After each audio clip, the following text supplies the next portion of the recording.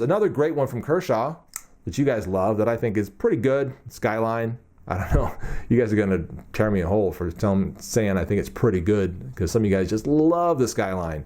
I don't know. It has never spoken to me quite in the same way. I do like it. It's a great EDC knife, but it's never seen quite as much pocket time as some of the other ones.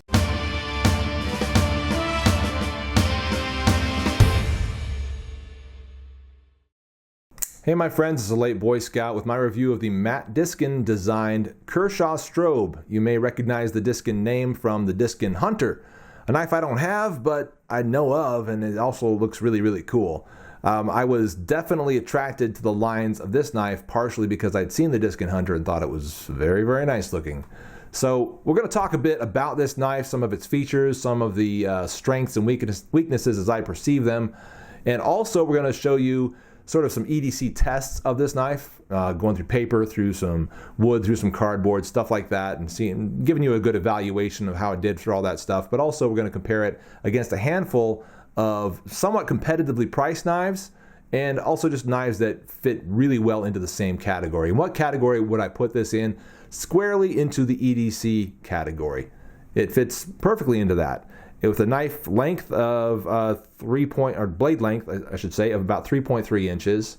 The weight is 4.37 ounces, so it is slightly heavy for EDC for me, but it's it falls into that category for me. You could possibly call this a fence straddler, one that's possibly slightly on the more EDC plus side, mainly for the weight. But size-wise, it's not really out of that category at all. It's definitely an EDC sized folder. We can see that it's got a kind of a chunky handle to it. You know, that is not slim. It's not super slim. The exact dimension of that is probably just under half an inch, maybe around half an inch here, which again, I usually go for thinner handles, but on this one, I don't know. It's really attractive. Maybe it's the aesthetics that won me over. But also, it's got some good ergonomics to it. Once I got that in hand and felt it and kind of, imagined using it, I was like, no, I want to use that. I want to try that knife out. So it definitely got me. It's got that K texture on it from Kershaw on the scales, which would be kind of an FRN probably, some type of an FRN. I don't know if they'll ever do that in G10. It would be cool if they did. Deep carry pocket clip, real deep carry, and you can switch that pretty easily. Is that right? Yes, you'd unscrew that through there. You can see that screw there in the hole. You'd unscrew that there, pull it out, swap it around, put it here. And if I'm not mistaken, I actually tried that and it worked really, really easily. You would call this, I guess, a liner lock, but I don't really know. I mean, the scales kind of go on the outside of basically what's a frame. You could pretty much get rid of these scales and have still a usable knife. The scales are there basically to give you something a little more rounded and comfortable to use.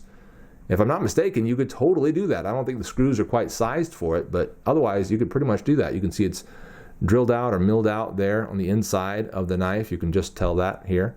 You can see some holes there to make it a little bit lighter. You've got a little bit of a backspacer here, which is textured in a very cool way. All right, allows you to have slightly better grip on the knife, depending on the use you're putting it into. But it's also just very, aesthetic and nice looking. I'll also point out that when you remove the pocket clip here, you can see that there is actually a little spacer right in here on this side. There's a little slip of metal right there. So you've actually got to, when you unscrew this, you've got to be able to get something through here and push that little piece of metal out because it's wedged in there slightly. You got to push that out, pull the piece out, and then pop that in there, and then replace that piece of metal down in here. There's a little technical point to note. But again, frame lock, I guess you'd call it, that works really, really well. Centering on it came in just great. Really, really nice. And I believe this is a Chinese made? Yeah, it is Chinese made. Chinese made knife with just great quality assurance right there. Good QA. So they've done really well on this knife. Stonewash blade, you can tell there. With a great shape to it, just a huge sweep. Really nice and broad. Really high flat grind on it. Almost full flat ground. A nice sweep to it there. Just really well put together. Obviously you can see the stop pin, so that's kind of how the construction is built. This is built with Kershaw's KVT ball bearing system that differs from ball bearing system we have on something like the Ken Onion Ripple from CRKT, in that to give you a quick explanation of the difference of the KVT ball bearing system versus the IKBS ball bearing system. Basically, IKBS has a track going along inside of the frame of the knife, or the the materials that make up the construction of that pivot there. There's a frame, kind of a track I should say, going around in there, and those ball bearings rest inside of that track. And then it all kind of sandwiches together to hold the ball bearings in place. That differs from KVT in the sense that what you have instead is basically kind of a fat washer that is full of ball bearings. That's a really crude way of saying it, but that's basically what you have. You've got a caged ball bearing system going on in the pivot, and that gives you the super smooth action of the of ball bearings with Kershaw's attempt, or their I shouldn't say attempt, but their approach, I should say, at the ball bearing pivot system. Again, I think either one works well.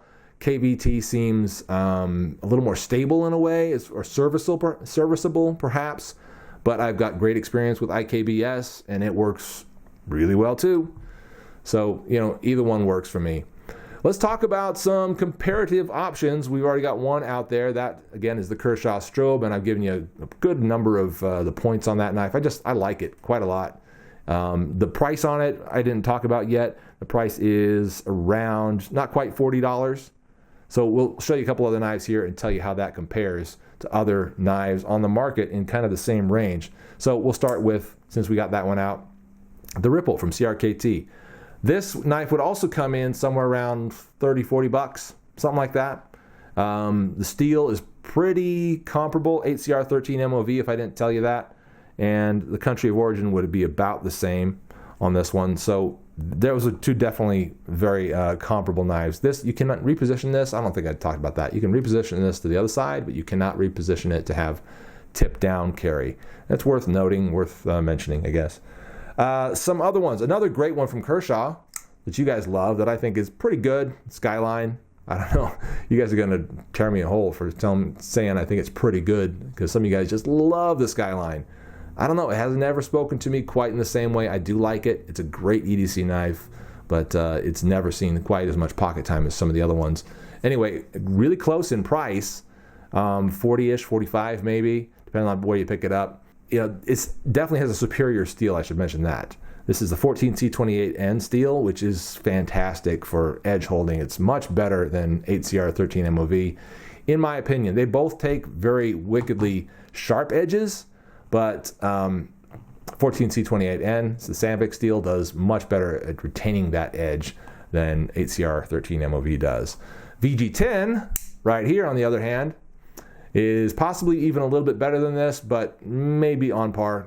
It's, my experience is limited enough that I couldn't really say, but I know that they are both very good as far as edge retention. This one's a little better for corrosion, or anyway, it's very good for corrosion.